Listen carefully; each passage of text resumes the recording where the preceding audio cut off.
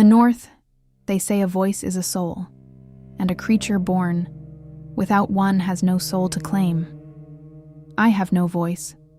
I have not spoken a single word in the Alpha King's hall since I was a girl, and there is a thin, silver line across my throat where a word was cut out of me, so everyone can see exactly what I am before I ever fail to say a thing. The hall calls me the Hush. I was on my knees at the great hearth that morning, banking the fire the way I bank it every morning, when the old steward looked down at me the way you look at a chair you keep almost tripping over. Years in the king's hall, he said to the girl beside him. Not to me. Never to me. And not one word out of the hush. Not a cry, not a whimper, not a sound.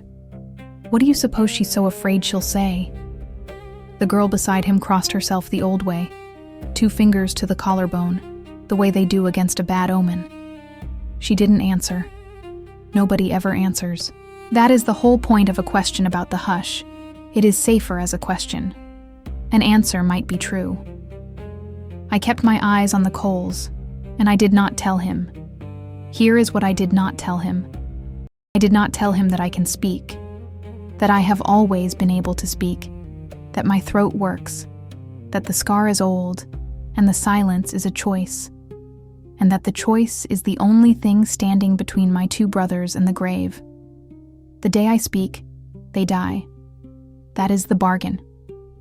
That is the whole of my life reduced to a single rule. And I have kept the rule since I was young enough to still believe someone would come and save me from having to. No one came. So I keep the rule. The great doors at the end of the hall opened, and the cold came in first, and then he did. The Alpha King. I have served in his house for years, and he has never once looked at me. Why would he?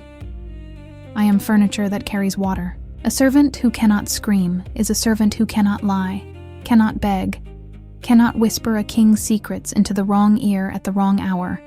And so of all the mouths in his household, mine is the one mouth he never has to think about. I am the safest thing in the north. I am safe the way a locked box is safe. He walks past me the way you walk past a wall.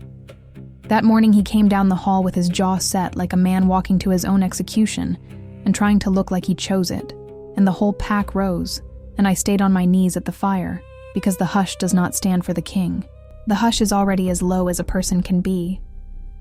And behind him, on the arm of one of his own men, walking into the great hall of the wolf, who had never in his life let anything walk in behind him, came a woman I had spent my entire life praying I would never see again.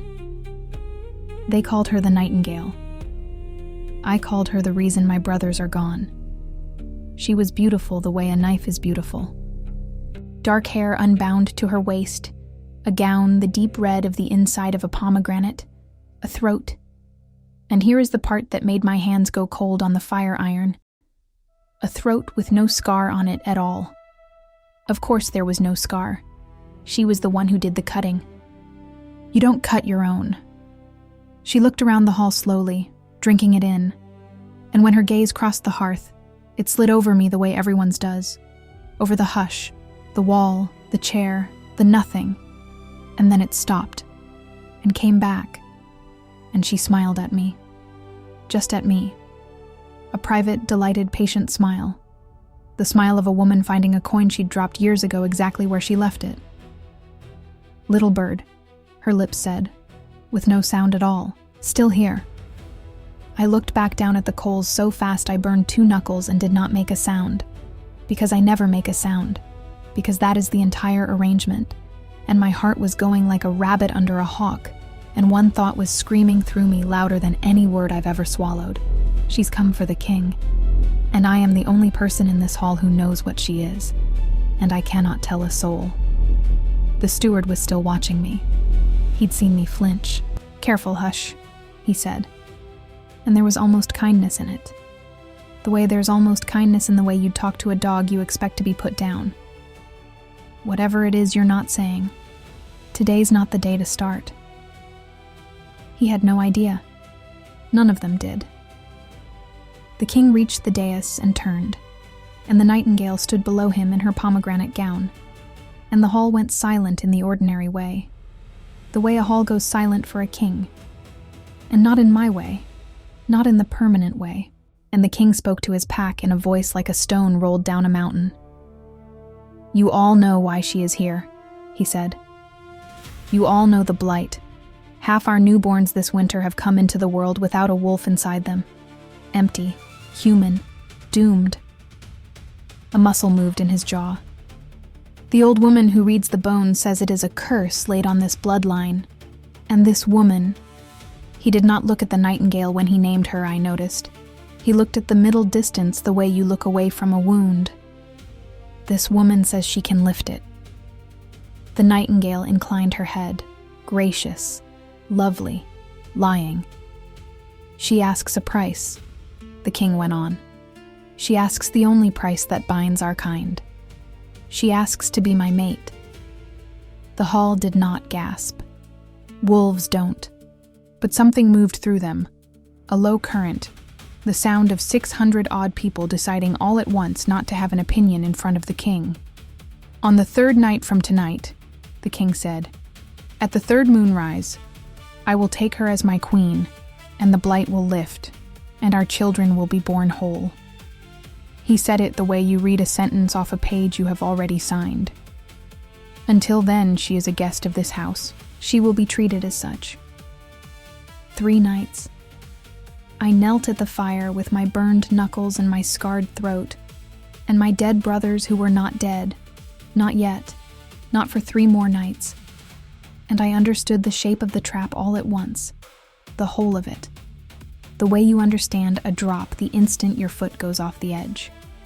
She had not come to lift a curse. She had come to lay one. The blight was hers. The empty newborns were hers. She had poisoned his pack in the dark, and then walked in the front door offering to sell him the cure. And the cure was his throne, and his bloodline, and him. And in 3 nights, he would hand her all of it with his own hand, and call it a wedding. And I could stop it with a single word, and that word would kill Fen and Bram before it finished leaving my mouth. You see the arrangement now. You see it as clearly as I do. I have spent my whole silent life being the only person who knew things, and it had never once cost me anything I couldn't afford to pay in quiet. This was going to cost more than quiet. I could feel it already, the way you can feel weather coming in your teeth. I banked the fire. I stood. I carried the ash bucket out the servant's door with my eyes down and my face empty. The perfect blank face I have spent years perfecting. The face of a girl with nothing behind it. Behind me, I heard the Nightingale begin, very softly, to hum. And every wolf in the hall went quiet to listen. Every wolf but me. The scar on my throat was the first thing she ever gave me, and the wooden bird was the last thing Bram ever did. I keep it in the pocket of my apron, over my hip, where my hand goes 100 times a day without me deciding to send it there. It is a wren, carved from applewood, no bigger than the top joint of my thumb, and it is not a good carving.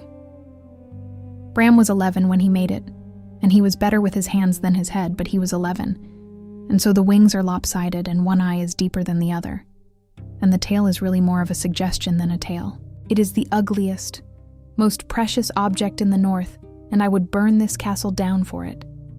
He made it the last spring we were whole. Fen was already shifting by then, already fast and golden and insufferable about it, and Bram was the youngest, and still waiting for his wolf and pretending he didn't mind. And I was the eldest, and the one who held the 3 of us together after our mother went into the ground.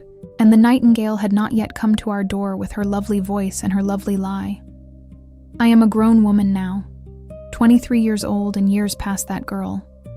And my brothers, wherever the witch has kept them frozen, are grown men, or will be again the moment the spell breaks. I need you to hold that in your mind through all of this. None of us are children anymore. She took our childhoods. That was the first thing she took. Bram carved the wren because I used to sing. That is the joke, if you want the joke. The hush used to sing. I had our mother's voice. Everyone said so. the kind of voice that made the old wolves stop what they were doing. And I sang to my brothers every night because it was the only thing I had that was worth anything. And one spring evening, Bram pressed a lopsided applewood bird into my hand and said, in his cracking 11-year-old voice, "It's a wren. They're little and brown and nobody looks at them twice. But they've got the loudest song of any bird in the wood. Loudest song for their size in the whole world. That's you. I have not sung since. I have not spoken since. And I have carried the wren every single day, because it is the last thing anyone ever gave me that was made out of love instead of fear." I took it out now, in the cold stone passage behind the hall, and I held it in my burned fingers, and I let myself feel exactly one thing, all the way, before I put it away again. Then I put it away again, and I went to work, because there were beds to turn, and water to carry, and a wedding in 3 nights that was going to end the world, and grief is a luxury for people with time. The castle in the days before a royal wedding is a hive somebody kicked. I moved through it the way I always move, invisibly, a bucket in each hand, and everywhere I went the pack was talking about her. Wasn't she lovely? Wasn't the king lucky? Wasn't it strange, though, how quiet he'd gone?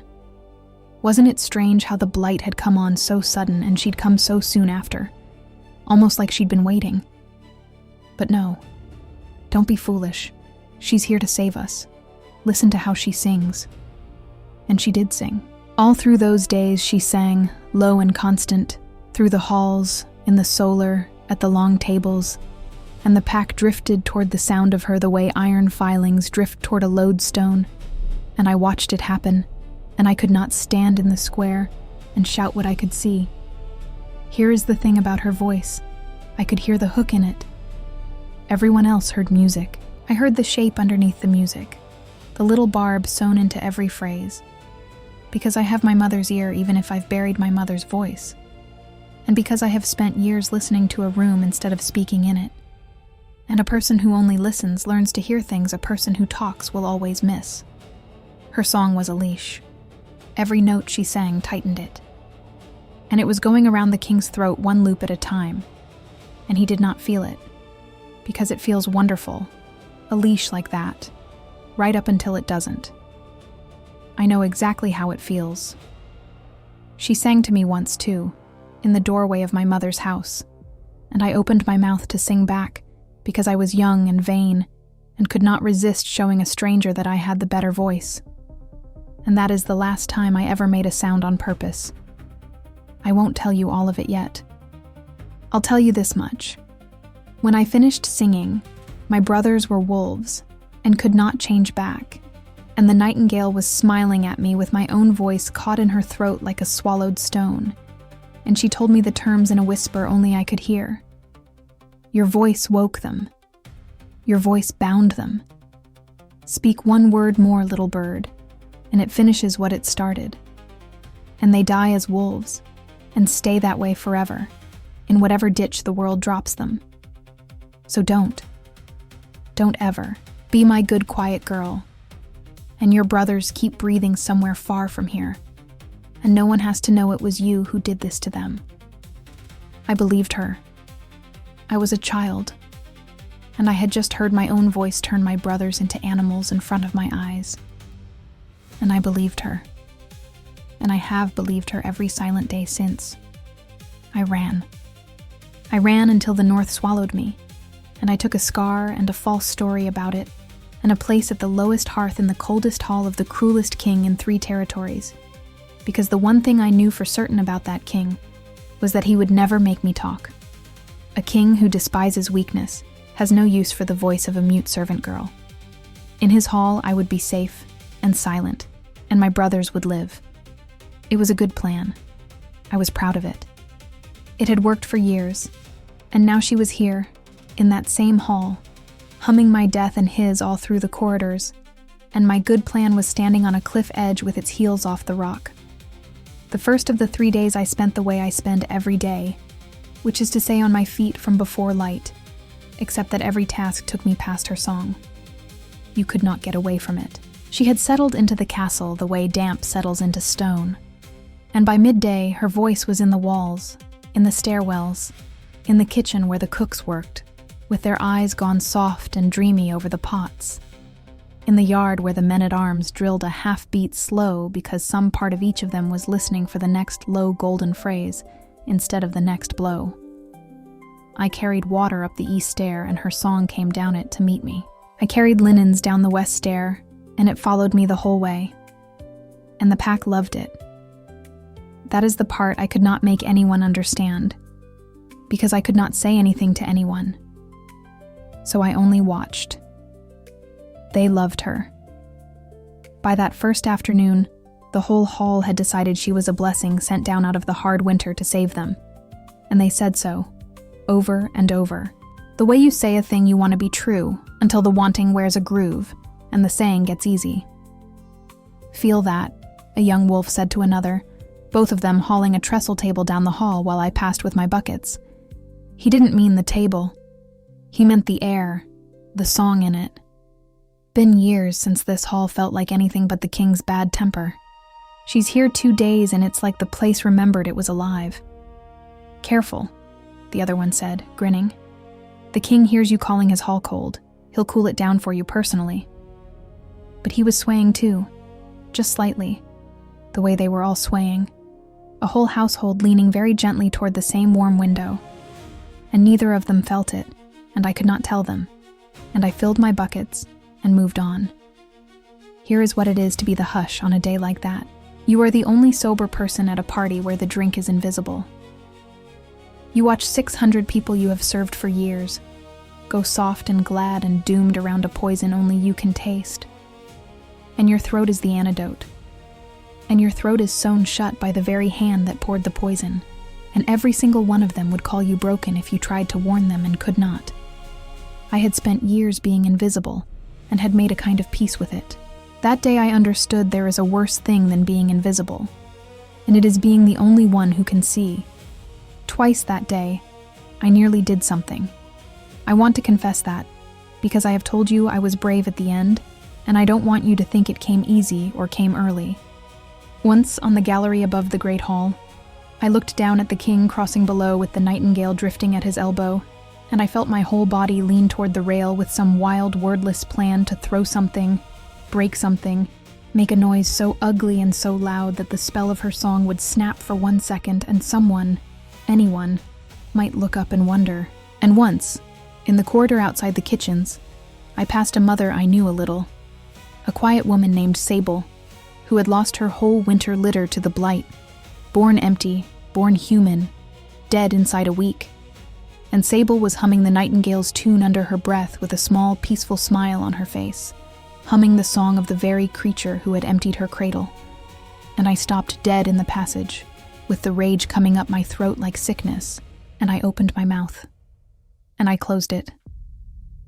Because Fen, because Bram, because the rule, because a scared girl had made a bargain with a witch in a doorway years ago, and the scared girl still ran this body, still stood every guard, still slammed the gate on my throat every single time I got close to the edge of it. I closed my mouth, and I made my face a wall, and I walked past Sable and her stolen smile, and I hated myself the specific, cold, familiar way I had hated myself for years, the hatred of the one who could and doesn't. I did not know yet, that first day, that the doesn't was a lie somebody had installed in me. I still thought the cage was made of my brothers' lives. I still thought my silence was the only thing holding the roof up. So I kept quiet, and I kept moving, and I let the song fill the castle. And I told myself that surviving was the same as doing right, which is the oldest lie the frightened tell themselves, and the one I knew best of all. By dusk, the hall had been dressed for a feast, and the smell of roasting meat had almost buried the smell of her. And I put on the clean apron I keep for when there are guests at the high table, and I picked up the good wine jug, and I went to serve the woman who had ruined my life her first supper in the house she'd come to steal. That first night, they held a feast for her. Of course they did. You don't get a queen every winter. The long tables went down the whole length of the hall, and the pack packed the benches shoulder to shoulder, and there was more meat on the boards than I'd seen since the last time somebody important died. and I carried the wine up and down the rows with my eyes on the floor and my ears wide open, because a jug in your hands is the best disguise there is. Nobody suspects the girl refilling the cups. The girl refilling the cups hears everything. The girl refilling the cups was, in fact, refilling the cups very badly that night, because the girl refilling the cups could not stop watching the king not eat. He sat at the head of the high table with a full plate and a full cup, and he touched neither. The nightingale sat at his right hand in her pomegranate gown and leaned into him and laughed her lovely laugh at things that were not funny, and every so often she would hum, just under the noise of the hall, just a few bars, and I would watch him tilt toward her like a plant toward a window he didn't know was open. Then she'd stop, and he'd come back to himself a little, and frown at his cold food, like a man who couldn't remember sitting down. He is being eaten alive in front of 600 people at his own party, I thought, filling a cup I'd already filled, and every single one of them thinks he's in love. That is the cruelty of a leash like hers. From the outside, it looks exactly like happiness. Halfway down the hall, the nightingale rose from the high table with her cup lifted, and the room hushed for her the ordinary way, and she sang a toast. It was short, and it was lovely, and it was for the lost children of the winter, the empty cradles, the little ones born without a wolf inside them. She sang it like a lament, like grief made into gold, and all down the tables the mothers who had lost litters lifted their faces to her with tears standing in their eyes and gratitude pouring off them like heat. And I stood by the wall with my jug, and I heard the barb inside the lament, the little hook stitched into the sorrow, and I understood that she was singing her own crime as a dirge to the very women she had robbed, and they were thanking her for it. Sable was at the end of the third table. The quiet mother. She had her hands pressed flat to her own breastbone, and she was mouthing the words of the toast along with the witch, and her face was doing something terrible. It was radiant. It was the face of a woman being told by the person who killed her children that the deaths were holy, and the killer had come to make it right. I had to look away. I have carried water through worse rooms than that hall, and I have kept my face a wall through funerals and floggings and the long gray winters of a cruel king's temper. But I could not watch Sable thank the nightingale for the toast, and I turned to the wall and refilled a cup that did not need it, and breathed through my teeth until the jug stopped shaking in my hands. She's not just taking the king, I thought. She's taking their grief and wearing it. She emptied every one of those cradles, and now she's up there being loved for mourning them. There is no bottom to this woman. There is no floor. And I am the only one who knows. And I am pouring the wine.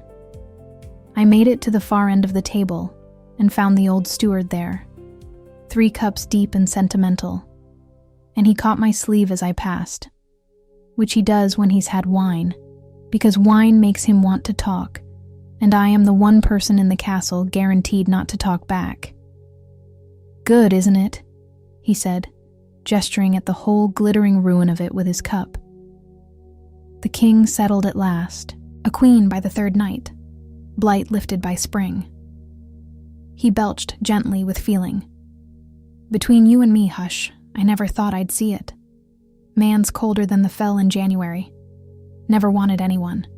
And now look." I looked. I looked so hard I nearly bent the wine jug. "You beautiful old fool," I thought, with a tenderness that surprised me, because I did not have a lot of tenderness left, and it was strange to feel it wasted on a drunk steward. "You've served him 30 years, and you can't tell the difference between a man in love and a man being drowned in a warm bath. None of you can. That's why she picked him. That's why she picks the ones at the top of cold halls. Nobody at the top of a cold hall has any friends who'd know the difference." I refilled his cup, because the hush is thorough, and I moved on. I want to tell you I was above the feeling that came next, but I was not, so I'll confess it. Watching her lean into him, watching her lay her lovely unscarred throat against the air by his ear, and pour poison in it disguised as a lullaby. I hated it in a way that had nothing to do with the pack, or the blight, or the north, or any of the large and noble reasons I was carrying around in the front of my mind. It was small and hot and low in my chest, and it was, God help me, jealousy, and I did not even have the right to it. I was the wall. I was the chair. I carried the wine. He had never once looked at me. Get a grip, I told myself savagely, filling a stranger's cup. He is a means to an end. The end is your brother's. You do not get to want the king. The hush does not want anything. The hush wants for the fire to be banked and the beds to be turned. Fill the cup. Move on. Fill the... I looked up, and he was looking at me. Down the whole length of the high table, over the heads of 600 swaying, spellbound wolves, past the Nightingale humming poison into his collar. The King of the North was looking straight at the girl with the wine jug, and he had the strangest expression on his face. The expression of a man who's heard a familiar sound in an unfamiliar place and can't place it. A man half surfacing from deep water. His eyes found me and snagged, the way a splinter snags wool. I did what I always do. I dropped my gaze and made my face a wall and turned to fill the next cup, heart slamming, and I thought, he can't see anything. There's nothing to see. You're the hush. You're furniture. He's drunk on her song and looking at nothing.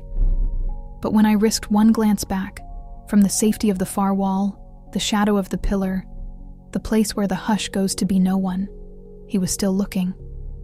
Not at the Nightingale, at the pillar, at the dark where I'd gone. And she noticed him notice.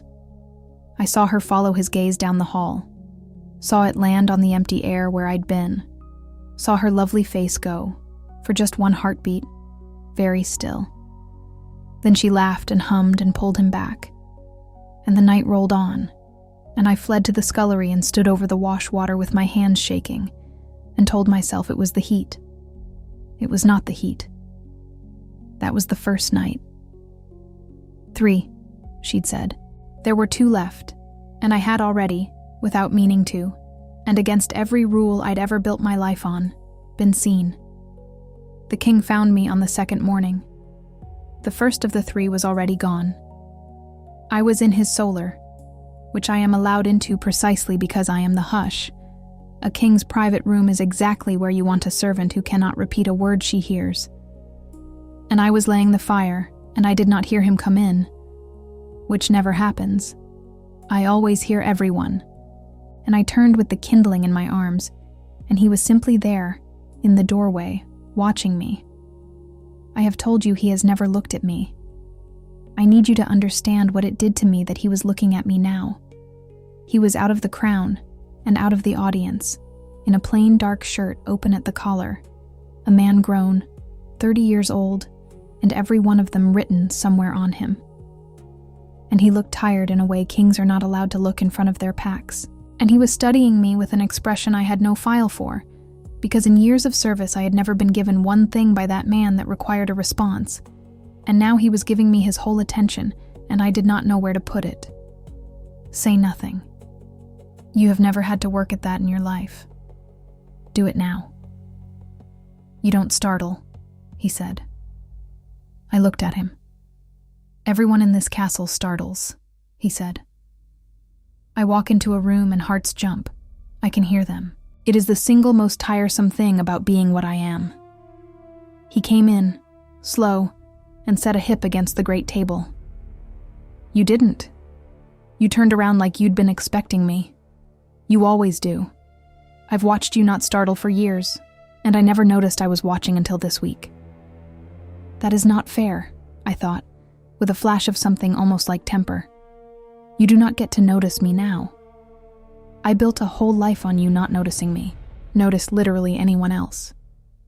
I set the kindling down and knelt to the hearth and started to build the fire, because a servant with her hands busy is a servant a king eventually stops talking to. He did not stop talking.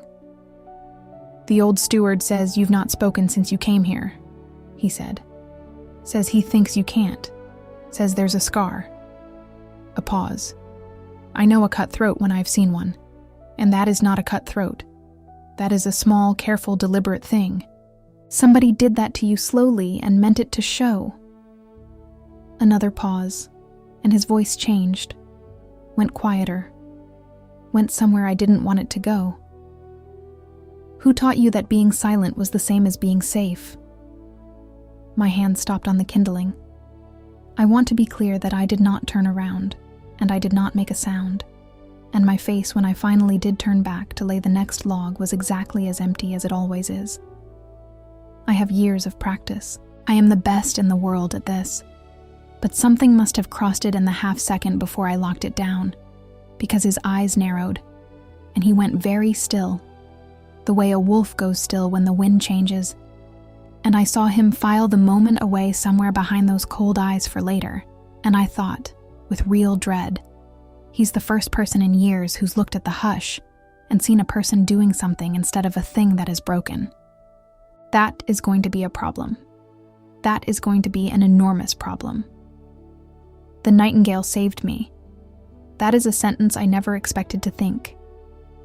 Her voice came drifting up the stairwell, that low, golden, constant hum, and the king's head turned toward it, and his whole face did something complicated and awful, a kind of softening, helpless and unwilling, a man leaning toward a warmth he doesn't fully want, and I watched the leash pull him one loop tighter, and I could have wept. He pushed off the table. "Finish the fire," he said, already going, already gone. And then, in the doorway, without turning around, "Little hush. If there were a thing you needed to say, and no way to say it, what would you do?" And he left, before I could have answered even if I could answer, which of course I can't. I knelt there with a log in my hands and stared at the cold hearth. And I did not have an answer, but I had a feeling, and the feeling was this. For the first time since I was a child, someone had asked me a question as if my answer might matter. I knelt there a moment longer than I needed to, and I let the feeling come all the way up for once instead of drowning it at the surface, before I stood and made my face a wall again. The feeling was that I did not want him to marry her. And it was not only because of the pack, or the blight, or the empty newborns, or the north. That was the second morning. There was one more. She came for me herself, later that same day. I should have known she would. A woman like that cannot resist going back to look at a thing she broke and left standing. It is the same impulse that makes you press a bruise. I was alone in the long gallery, taking down the burnt-out candle stubs and setting fresh ones, when the song in the walls changed. It came nearer. It came up the gallery stair, and then it stopped, all at once. The way it never stopped for anyone else. She let it stop, for me, because there was no one else there to keep soft, and she did not need to waste a single note on the one person in the north it wouldn't work on. And in the sudden bare silence, I heard her ordinary footsteps come down the gallery behind me, unhurried, and I heard the whisper of the pomegranate silk. And I did not turn around, because turning around is startling, and the hush does not startle. "You can stop pretending for me," the Nightingale said. "There's no one here, it's just us. It's been just us for years, really, hasn't it, in a way? You and me and the thing we share." I set a candle in its cup. I set another. My hands did not shake, and I was proud of that in a small cold corner of myself, that after everything my hands could still do their work while she stood at my back. "Look at you," she said, closer now, and I felt her circle me the way she'd circled the whole hall that first day, drinking me in, and I kept my eyes on the candles. The best voice in 3 territories, carrying tallow up a stair. Do you know I still hear it sometimes? Yours, the way it was that evening in your mother's doorway. I have sung in every hall from here to the sea, and worn 100 rooms around my finger, and I have never once heard anything like the sound that came out of you when you were young and stupid and wanted to show a stranger you were better than her. A soft laugh. You were better than me. That's the joke I've kept all these years. The little brown nothing was better than me. So I took it. What else was I going to do? Live in a world with a voice like that loose in it. She came round in front of me then. and I had to see her. The lovely unscarred throat, the dark spilled hair, the eyes that had watched my brothers freeze into animals and had not so much as flickered. She reached out and she touched the scar on my throat, one cool fingertip, tracing it the way the king had traced it that morning, and I understood she'd chosen to do exactly that she somehow knew that nothing in this castle escaped her, and my stomach turned over. "He's noticing you," she said pleasantly. "Our king. I've seen it. Careful, little bird." Her fingertip pressed, just slightly, against the old silver line. "You remember the terms. You've kept them so beautifully all this time. I'd hate for you to spoil your record in the last 3 days. 1 word. That's all it costs. 1 word out of that pretty ruined throat, and 2 wolves you love drop dead in whatever far ditch I've parked them in. And this time it's forever. No coming back, no thaw. You know this. You've known it since you were a girl." She smiled at me, warm as a mother. "So you'll be my good quiet thing, won't you? Right to the end. You always have been. It's the one thing about you I can absolutely rely on."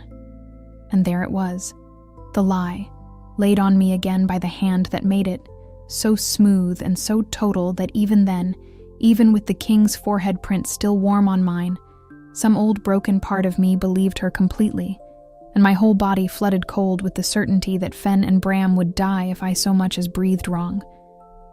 I gave her the only thing I had ever given her, which was nothing.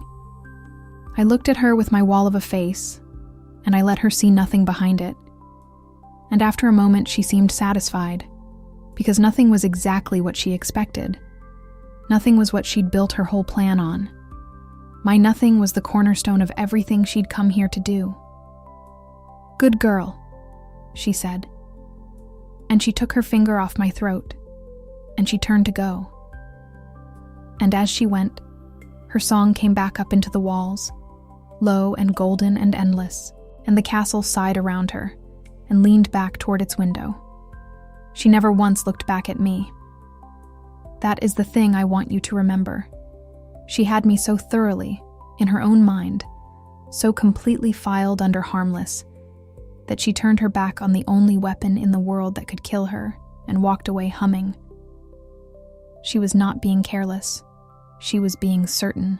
20 years of a frightened, silent girl had earned her that certainty, and she had no reason on this earth to think the last 3 days would be any different from the last 10 years. I stood in the gallery with the fresh candles and the cold in my blood, and I thought I had just been reminded of my chains. I did not know I had just been handed the whole shape of how to win. It would take me until that same afternoon, and a door, and a conversation I was never meant to hear, to understand that everything she'd just said to me was the exact opposite of what she'd say when she thought I wasn't listening. I found the room she'd been given that afternoon, because a servant can go anywhere carrying linens, and I stood outside her door with an armful of sheets and listened. And what I heard confirmed the shape of the whole trap and told me the one thing I hadn't known, which was the worst thing, which was the thing that changed everything. She was not alone. There was a man in there, one of the king's own captains, the big gray one they call Harrow. And his voice was flat and empty and wrong, and she was giving him instructions. "When it's done," she was saying in her ordinary speaking voice, which is a perfectly ordinary voice. That's the terrible joke of it. The power's only in the song. "When I've got the binding closed at the 3rd moonrise, he won't be able to refuse me anything. He'll sign the territory to me the way he'd sign it to his own son. And then, Harrow, dear, you're going to have your accident, the one we discussed, in the pens, nice and quiet." A pause. "You don't mind, do you?" "I don't mind," said Harrow in his flat, wrong voice. "No, you don't." She sounded pleased. "Nobody minds anything once I've sung it into them. That's the beauty of it. Do you know in 20 years of this, only 2 creatures have ever heard my song and not gone soft? One of them's dead."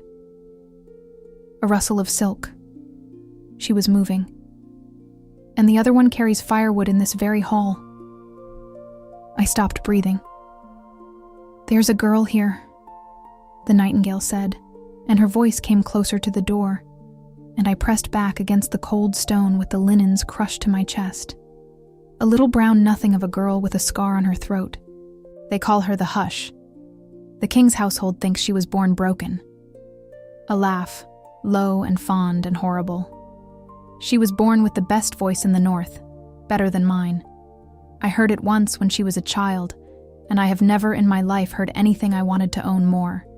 So I took it. I bound her tongue with her own brothers' lives, and I sent her running, and I have slept easy for years, knowing the one voice in this world that could unpick every knot I've ever tied is sitting in a corner, somewhere too frightened to hum. The linens were shaking. I made them stop. "And now here she is," the nightingale murmured, delighted, right on the other side of the door, close enough that if it hadn't been there, we'd have been face to face. "In the very hall I've come to take. Isn't that a lovely piece of luck? Isn't the world small and kind? 3 nights, little bird. And then it won't matter whether you speak or not, because there'll be nothing left in this castle that isn't mine." I did not knock the linens against the door. I did not gasp. I did not run. Years of being the Hush had trained every muscle in my body to do nothing loudly. And I did nothing loudly now. And I stood in that corridor, and I heard the whole shape of my life turn over like an hourglass. Because do you understand what she'd just told me? She'd told me the lie. Speaking wouldn't kill my brothers. Speaking had never been able to kill my brothers. The vow, the bargain, the whole terrible rule I'd built my silent life around. She'd made it up.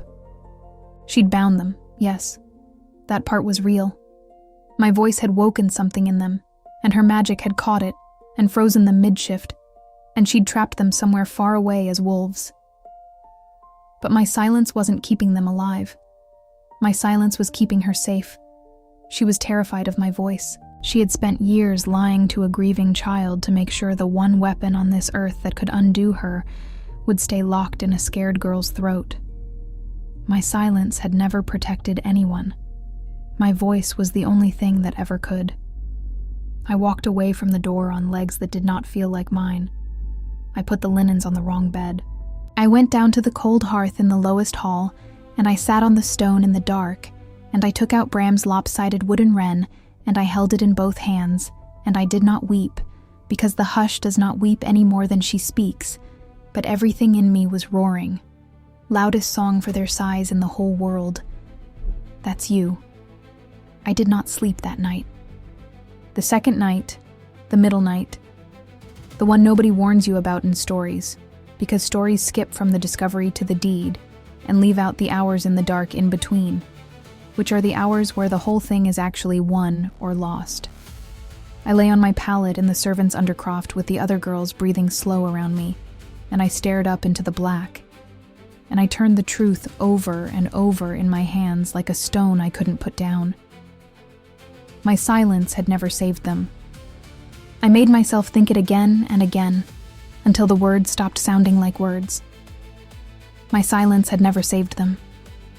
For years I had knelt at cold hearths and swallowed every sound and called it love, called it sacrifice, called it the one good, hard thing I was doing with my ruined life. And it had all been for nothing, worse than nothing. It had been the exact thing keeping my brothers frozen and the witch safe and the north for the taking.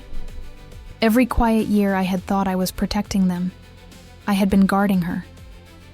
You would think the truth would feel like freedom. It did not. It felt like grief. Because if the silence had never worked, then all of it, every swallowed word, every year I ran and hid and knelt and served, every night I did not sing my brothers home because I was too afraid, all of it had been wasted. I had paid the highest price a person can pay, my own voice, my own self, for a protection that was never real. I lay in the dark, and I mourned the years the way you mourn a person, because that is what they were.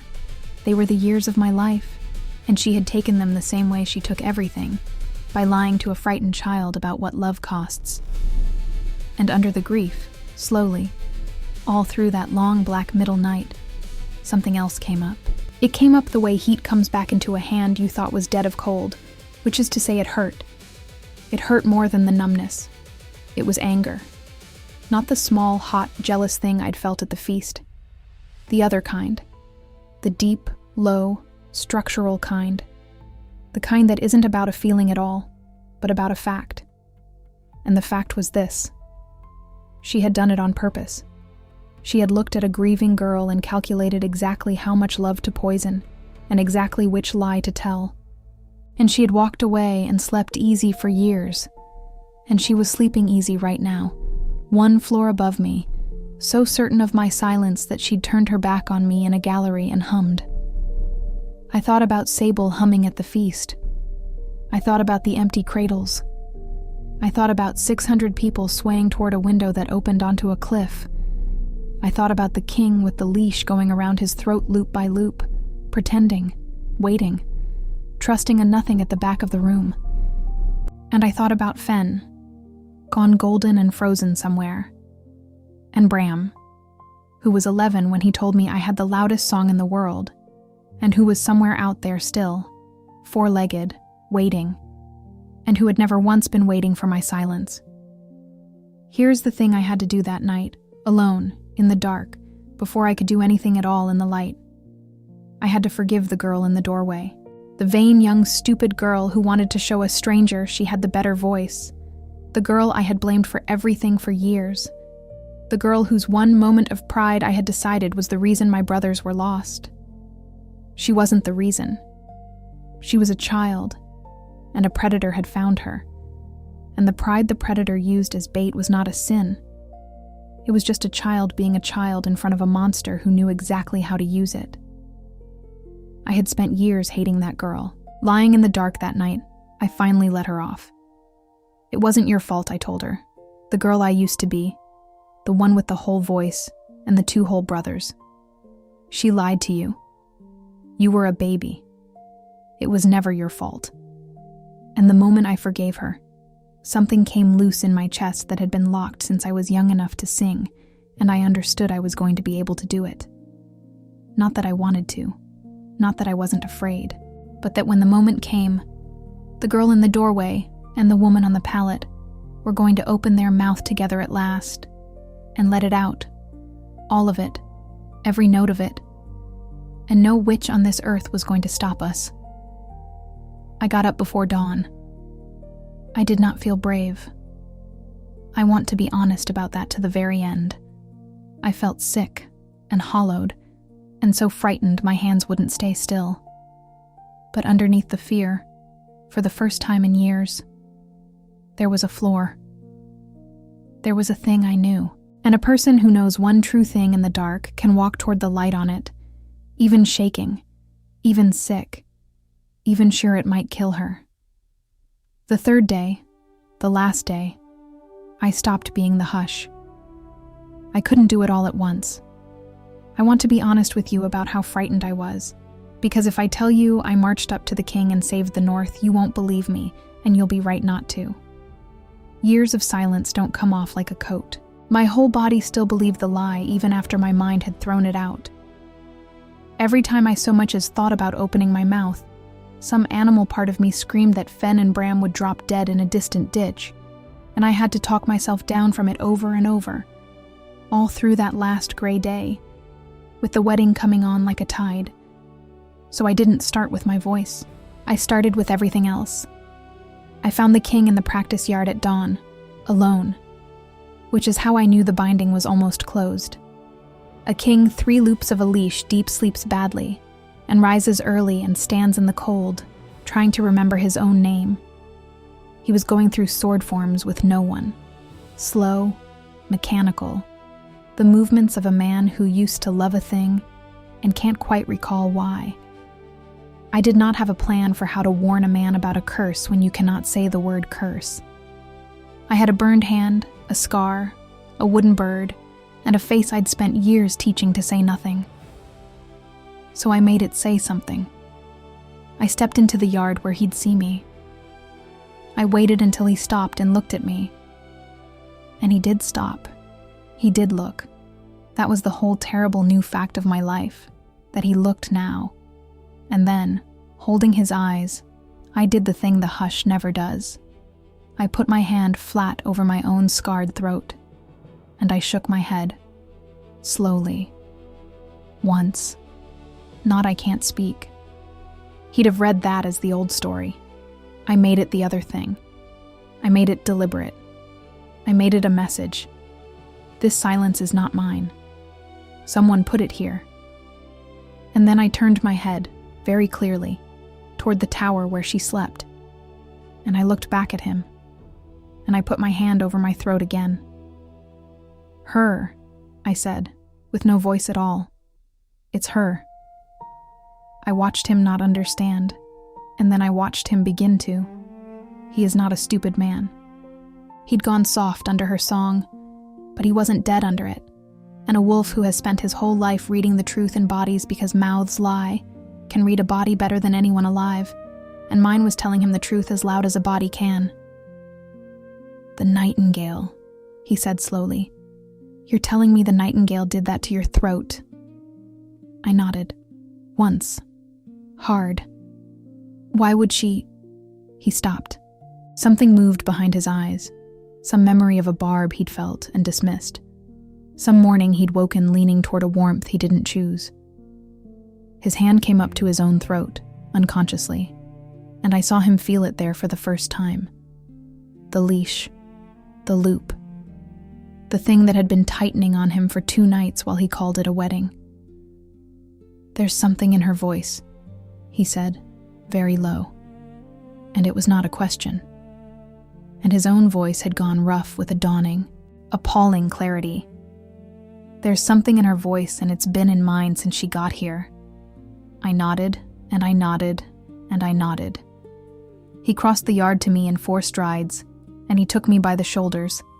The first time in years anyone had touched the hush on purpose, and it went through me like heat through cold iron. And he looked down into my face with an intensity that would have frightened me a week ago, and now only steadied me. Can you undo it? He said. And there it was. The whole of it, in 4 words, in a king's rough, desperate voice at dawn on the last morning. Can you undo it? Meaning, can you speak? Meaning, is the story wrong? Meaning, are you what she's afraid of? I looked up at him.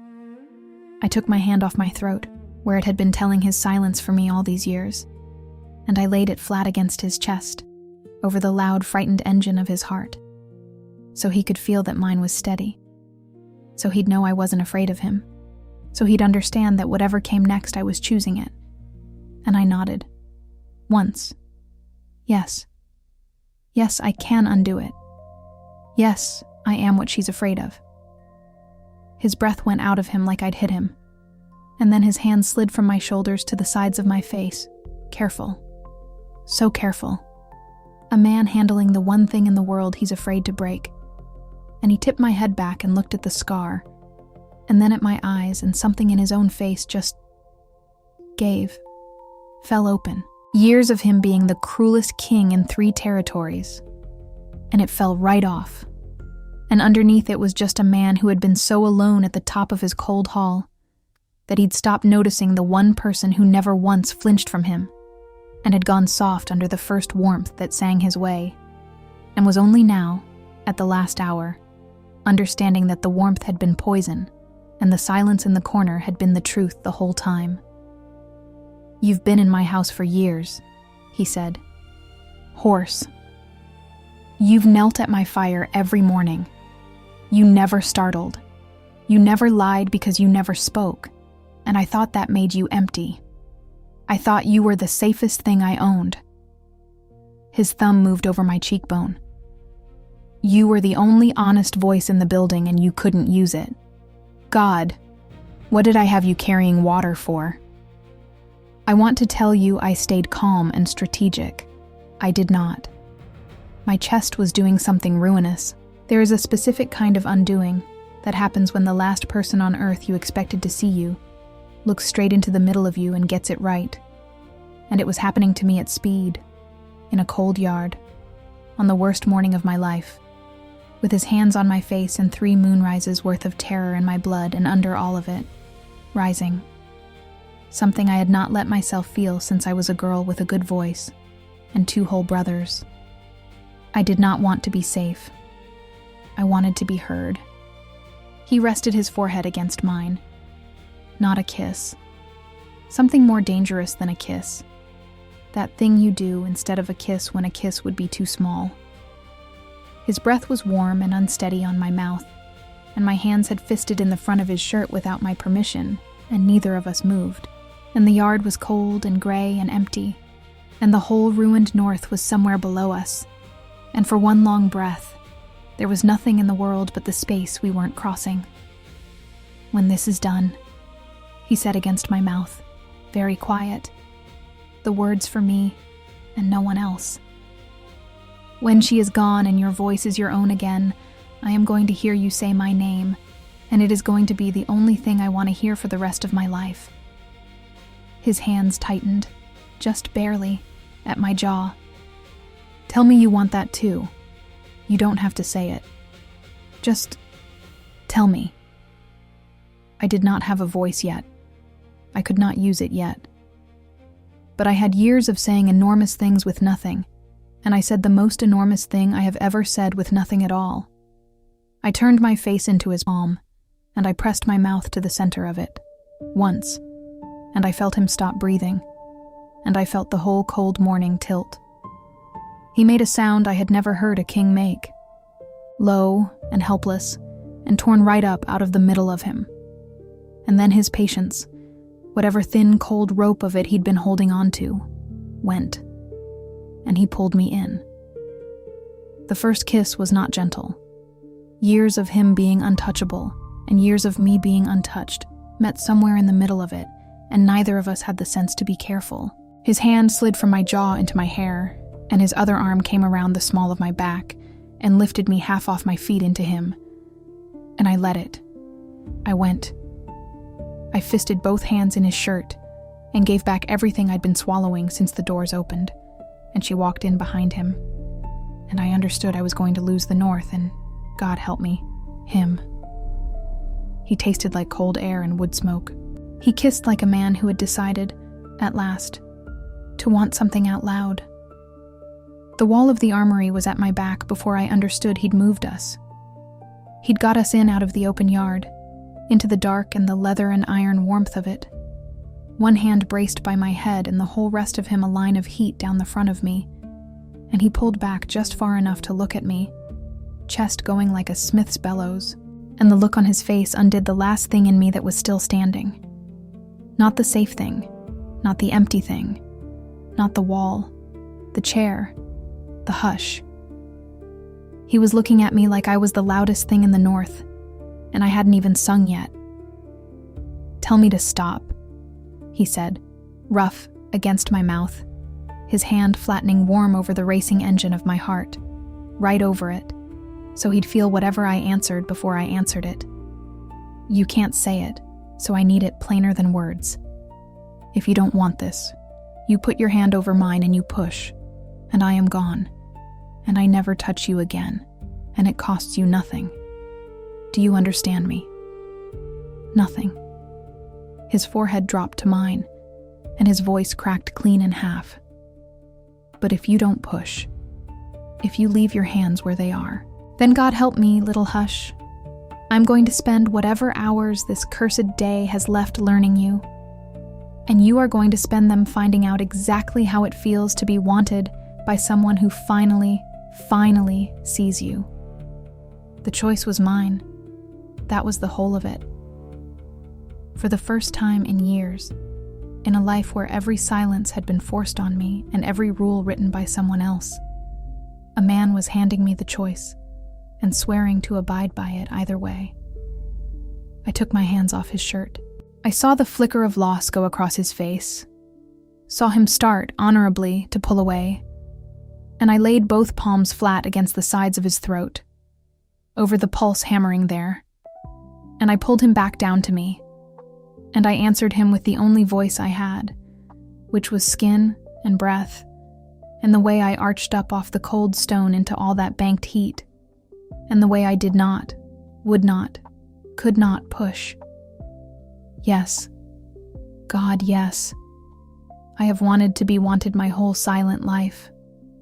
Don't you dare be gentle about it. He wasn't. What happened in the dark of that armory in the last hours of the last day between his hands and my silence, that is ours. That belongs to the two of us, and to no one who wasn't there in the leather and the iron and the gray light coming thin through the arrow slit. Some things a woman keeps for herself, some things she keeps somewhere else, written down whole, every breath of it, every word I finally let myself think and could not yet say, for the ones who want to know how the rest of that morning went. But here, for you, I'll keep it to this. He learned me like a language he'd been waiting his whole cold life to be taught. And I, who had not made a sound on purpose since I was a girl, came undone in that dark with my mouth open and my hands in his hair and did not make a sound. Because I was saving it, all of it, every note, for the thing I was going to do at moonrise. And he knew it. And he pressed his mouth to the scar on my throat like a promise. And neither of us said a word. And we didn't need to. If you want it whole, that morning, uncut, every breath of it, nothing left out, it isn't gone. Our community keeps it in the very first pinned comment under this story. The uncensored version lives there, waiting for the ones who don't want the cut. But here, with me, the story goes on, because the hardest part of it was still ahead of us, and the clock had never once stopped. When I finally lay still against his chest in the iron dark, with his heart going slow and enormous under my ear, and his hand moving in my hair like he couldn't quite believe he was allowed, I felt, for the first time since I was a child, entirely on fire and entirely unafraid. It turned out those were the same thing all along. It turned out they had always been the same thing, and she'd spent years teaching me to call the fire fear so I'd never go looking for it. I did not want to be safe. I had spent my whole life being safe. Safe was a locked box with a girl inside it. I wanted to be his, and loud, and free, and I was going to have to survive the night to get it. I must have slept, a little, warm for the first time in years. When I woke, the light through the arrow slit had gone from iron to the first thin gold of afternoon, and he was still there, awake, watching me with an expression I will spend the rest of my life trying to deserve. And I understood that the day was more than half spent, and that everything we'd stolen in the dark had been stolen against a clock that had never once stopped ticking. Then the horn sounded from the tower. The Nightingale was awake, and the light was already going. And there was a wedding at moonrise. He straightened, and the king came back over the man like a visor coming down, but his eyes when they found mine were the man's eyes, not the king's. "Third moonrise," he said. "The whole pack in the hall. She'll want the binding closed in front of witnesses. That's how her kind works. She needs them all soft and watching when she takes the vow. She'll expect me to say the words." A grim, cold, waking anger was building in him now, loop by loop, the leash straining. "She will not expect you." I shook my head. "No, she won't. Except that she would." That was the part he didn't know, and I couldn't tell him. She'd told Harrow the truth through a door. She knew exactly what I was. She knew I was in this hall. And the only reason she wasn't afraid was that she was certain, absolutely certain, that I would never open my mouth. Years of a scared girl keeping the rule had taught her I'd keep it to the grave. Her whole plan rested on the hush staying hushed, which meant I had one thing she couldn't see coming, one card she'd never once imagined I'd play, and it was the same card she'd stolen from me when I was young enough to sing. There were only a few hours left of that last day, and I spent almost none of them with him, and that was the cruelest part of the whole plan, and it was my idea. And I have never regretted anything more, or been more sure of anything in my life, because he wanted to stand beside me. That was the first thing he said. there in the armory dark with the horn still ringing off the tower when we understood what had to happen at moonrise.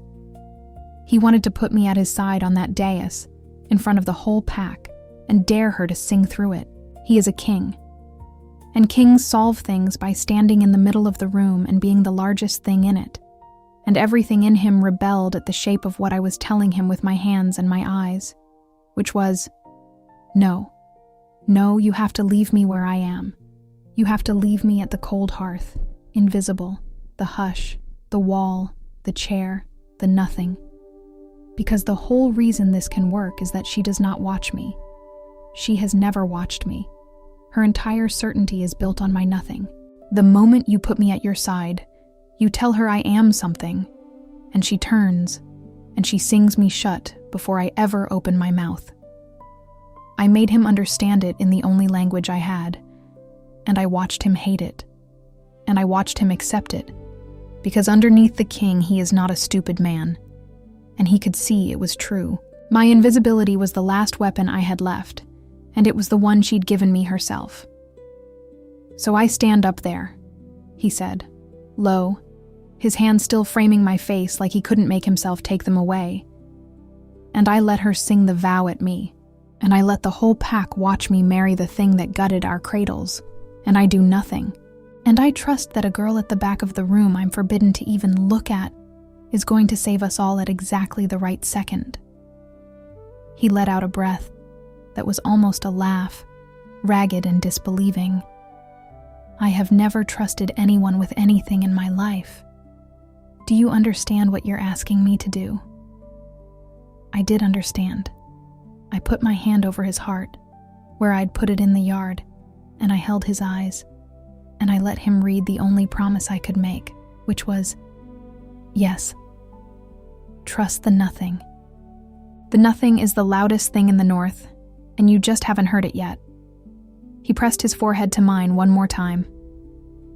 Third moonrise, he said. When you hear the vow start to close, not before. She has to believe she's won, right up until the second she hasn't. Can you wait that long? Can you stand at that fire and watch her put the cord around my wrist and wait? I could. God help me, I could wait. Waiting is the one thing the hush has ever been good at. I had waited years. I could wait a few more hours. So I left him. I went back to being the hush for the last few hours of my life as the hush, and it was the strangest afternoon I have ever lived, because now I was choosing it. Every other day of my silence had been a cage. This one was a coat I was wearing on purpose, over a knife. I laid the fires. I turned the beds. I carried the water. And the whole time the song thickened in the walls and the light bled slowly out of the sky, and the great hall filled up with white winter branches and every torch the castle owned, and I moved through the preparations for a wedding that was going to be a funeral, invisible, calm, my hand going 100 times to the little wooden weight in my apron pocket, and the fear rose in me hour by hour like water in a well. I will not tell you I was not afraid. I was so afraid I could taste it. Every year of the rule was still in my body, still screaming. And I knew that when the moment came, my own throat was going to fight me, was going to try to save my brothers by strangling the very thing that could save them. I knew the hardest wall I had to break at moonrise was not her song. It was mine. It was the silence she'd built inside me so well that it ran on its own now, without her, a guard that never slept. Once near dusk, the king passed me in a corridor. He was in his dark finery, dressed for his own wedding, flanked by his men, the picture of a king walking to be bound. And he did not look at me, because we had agreed he could not. And I did not look at him, because I could not either. And we passed within a foot of each other in that cold stone passage without a flicker. Two people about to gamble the whole north on each other, giving nothing, perfect, invisible. And it was the most intimate thing that has ever happened to me. His sleeve did not brush mine. We did not slow. But I felt him there the way you feel the sun on the back of your neck with your eyes closed. And I knew he felt me. And the not touching was louder than any embrace. And then he was past me and gone toward the hall. and I stood a moment in the empty corridor, with my heart going and my hand closed around the wren, letting the whole enormous weight of what was coming move through me once, unguarded, before I locked it back down and went to take my place at the cold hearth. I went to lay the fires one last time as the hush. The hall at the third moonrise was the most beautiful I had ever seen it, and I hated every torch. She'd had them string the rafters with white winter branches and hang the old banners and light every sconce, and the whole pack was there, 600 wolves and more, packed shoulder to shoulder down the length of the hall, and every one of them was swaying, very slightly, all together, because the Nightingale stood on the dais in a gown like fresh blood, and she was singing, low and endless and gorgeous, and the leash was around every throat in the room, except mine. I stood at the cold hearth in my gray servant's dress with my scarred throat and my burned hand, and no one looked at me, because no one ever does, and I was glad. For the last time in my life, I was glad to be the hush, because it meant she'd forgotten to watch me. The king stood on the dais beside her. He was doing the hardest thing I have ever watched a person do. He was pretending to be caught. He stood there loose and soft-eyed with the leash, apparently 3 loops deep, and only I, who have spent years learning to read a room I couldn't speak in, could see the muscle jumping in his jaw and the white at his knuckles where his hand hung at his side, a man holding himself in a cage of his own making, waiting. The old woman who reads the bones came forward with the binding cord. The Nightingale's song swelled. She raised her lovely, scarredless throat, and she began the vow, the real one, the words under the words, and I felt the magic in the room draw down to a point like water circling a drain, everything tightening, the whole north about to pour through the eye of a needle into her open hand. This was the moment. If I was going to do it, it had to be now, before the vow closed, and every year of my silent life stood up in my body at once and screamed the old lie. Your brothers. One word and your brothers die. And my throat locked. Actually locked. My whole body seizing on years of the rule. And for one horrible heartbeat, I could not do it. I stood at the fire and I could not make a sound, and I thought, this is how she wins. She wins because she taught my own body to strangle me. She doesn't even have to be in the room. The scar does it for her. And then my hand, in my pocket, closed around the wren. Loudest song for their size in the whole world. That's you. Bram was 11. He believed it. He carved it into applewood with a boy's clumsy hands because he believed it. And he was somewhere out there right now, 4-legged and frozen and waiting. And he had not been waiting for my silence to save him. He had been waiting, all these years, for me to remember what I was. I took the wren out of my pocket. I held it up in my fist where the firelight caught it, and I opened my mouth. And for the first time since I was a girl, I let the sound come. I sang. I don't have words for what it was like. I'd been so sure my voice would be gone, rusted shut, a ruin. Years of silence. Surely there was nothing left. There was everything left. It came up out of me whole and enormous, and my mother's and mine, the loudest song for its size in the whole world, and it filled that hall to the rafters and beyond in a single note, and it was not pretty, and it was not a leash, and it was nothing like hers. Hers was a hook. Mine was a knife. Every knot she had tied in that room came undone at once. I felt them go. I felt the leash fall off 600 throats in a single breath. The whole pack staggering, gasping, waking, the sway breaking apart into confusion and then into fury. Somewhere in the crowd, I saw Sable come back to herself, saw the dreamy, stolen smile fall off her face, and the memory of her empty cradle come flooding back into it all at once, and I watched her turn toward the woman on the dais with a look that had no softness left in it anywhere, the look of a mother who has just been woken from a spell into the knowledge of exactly who emptied her arms. She was not the only one.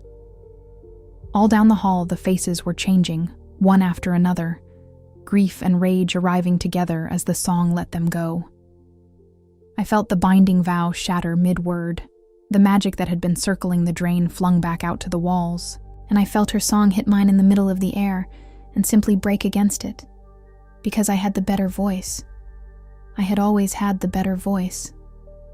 That was the whole reason she'd had to steal it instead of beat it. The nightingale spun toward the hearth, toward me, and her lovely face was not lovely anymore. It was a mask of pure animal terror, because the one thing in the world she'd feared for 20 years was standing at the cold fire with a wooden bird in her fist, singing. And there was nothing she could do to stop it, because you cannot out-sing a knife with a hook. "Stop her," she screamed, her ordinary voice, her powerless speaking voice cracking. "Somebody stop her. Cut her throat. Cut it again." Nobody moved to. "Nobody minds anything once she's sung it into them," she'd said. But I'd unsung it. The whole room was her captive no longer, and the pack turned toward her all at once with 600 pairs of waking, furious eyes. And the king came off the dais. He'd been waiting for this his whole terrible pretending night. The leash was off him first and hardest, snapped clean, and the man who crossed that hall was not soft-eyed anymore. He was the cruelest king in 3 territories with 2 nights of stolen selfhood to answer for. And he put himself between her and me. And he spoke over the ruin of her song in a voice like the mountain finally coming down. "I swore an oath to this pack," he said. "3 nights ago, I stood on that dais and swore before every wolf in the north to take this woman as my mate at the 3rd moonrise." He was breathing hard. His eyes were black. "It is the 3rd moonrise." The hall held its breath. "I break it," the king said. Just like that. In front of 600 witnesses. The oath a king's word is supposed to be worth his life. He broke it, standing in the middle of his own hall with his whole pack watching, and there was not one tremor in him doing it. "I break it," he said again, louder, "because it was sworn to a liar, over a curse she laid herself, to buy a throne with the empty cradles of my people. And I break it."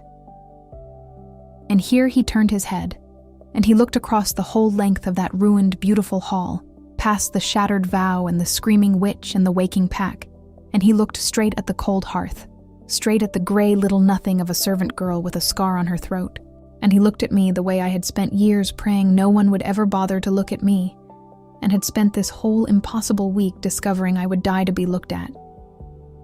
I break it because the only true voice in this hall has been kneeling at my fire for years, and I was too busy being a king to hear it, and I will not spend one more night married to a lie while the truth carries my firewood. I kept singing. I couldn't stop. The song was doing its work, unpicking the last of her knots, and anyway, I found I didn't want to stop. I'd been quiet for so long. But the tears were coming now, finally.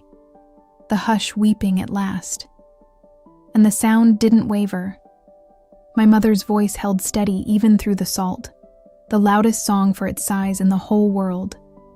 The nightingale made one last try. She lunged, not at me, at the fire, at anything, a cornered thing. And she opened her mouth to sing one final knot. And I turned the full weight of the song on her. Everything I had. Years of swallowed words and buried grief, and a king's hands on my face in a cold dawn. All of it, one note, right at her. And her voice went out of her the way a candle goes out, just like that. The thing she'd stolen from me and worn for 20 years, the thing she'd built a whole life of theft and poison on top of, gone, silenced, the hook pulled clean out of the world. She stood on the dais with her mouth open and nothing came out. Nothing at all. Not a song. Not a scream. Not a word. The hush had hushed the nightingale. I won't tell you what the pack did to her. She'd emptied their cradles all winter.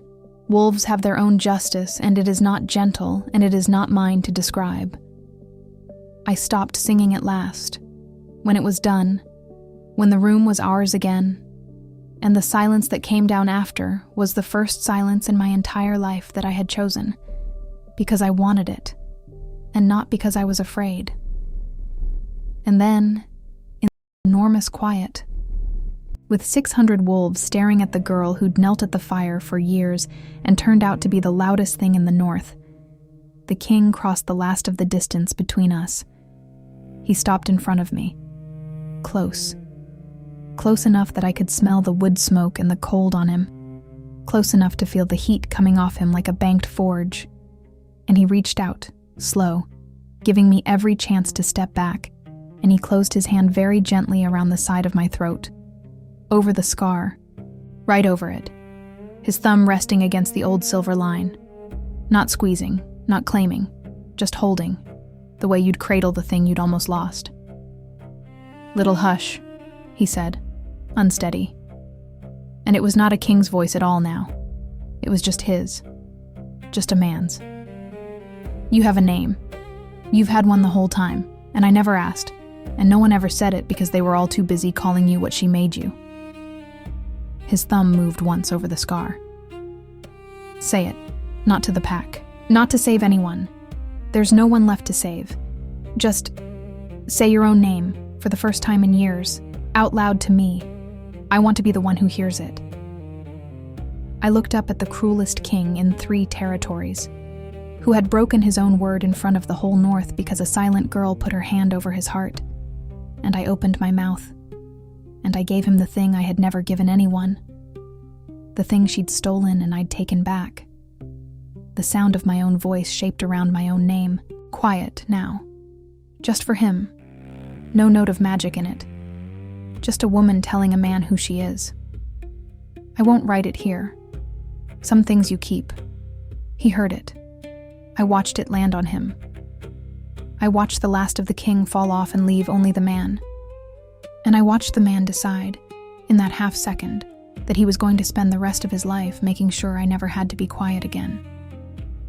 He kissed me then, in front of the whole pack, in the ruined, beautiful hall, on the 3rd moonrise. The king kissed the hush, who was not the hush, and never had been.